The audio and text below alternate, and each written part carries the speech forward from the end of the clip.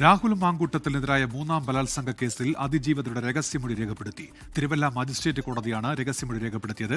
Video conference വഴിയായിരുന്നു മൊഴിയെടുപ്പ്. അതിജീവിത വിദേശത്തെ Indian എംബസിയിലെത്തിയാണ് മൊഴിയെടുപ്പ് പൂർത്തിയാക്കിയത്. രാഹുൽ മാങ്കൂട്ടത്തിലിന്റെ അറസ്റ്റിനും ജയിൽവാസത്തിനും കാരണമായ മൂന്നാം ബലാത്സംഗ കേസിലാണ് അന്വേഷണ സംഘത്തിന്റെ നിർണായക നീക്കം. ബുധനാഴ്ച വിദേശത്തെ ഇന്ത്യൻ എംബസിയിലെത്തി വീഡിയോ കോൺഫറൻസിംഗ് വഴിയാണ് അതിജീവിത മൊഴി നൽകിയത്. തിരുവല്ല മജിസ്ട്രേറ്റ് കോടതിയാണ് മൊഴി രേഖപ്പെടുത്തിയത്. ഹൈക്കോടതിയുടെ അനുമതിയെ തുടർന്നാണ് വീഡിയോ കോൺഫറൻസ് വഴി മൊഴി രേഖപ്പെടുത്താനുള്ള നീക്കം.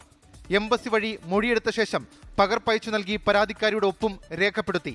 രാഹുൽ മാങ്കൂട്ടത്തിൽ തിരുവല്ലയിലെ ഹോട്ടലിൽ എത്തിച്ച് പീഡിപ്പിച്ചുവെന്നായിരുന്നു അതിജീവിതയുടെ പരാതി. കുറ്റപത്രം പരമാവധി വേഗം നൽകാനാണ് വീഡിയോ കോൺഫറൻസിംഗ് വഴി രഹസ്യമൊഴി രേഖപ്പെടുത്താനുള്ള അപൂർവ നടപടി പോലീസ് സ്വീകരിച്ചത്. കഴിഞ്ഞ ദിവസം ഒന്നാം ബലാത്സംഗ കേസിൽ രാഹുൽ മാങ്കൂട്ടത്തിന് ഹൈക്കോടതി മുൻകൂർ ജാമ്യം അനുവദിച്ചിരുന്നു.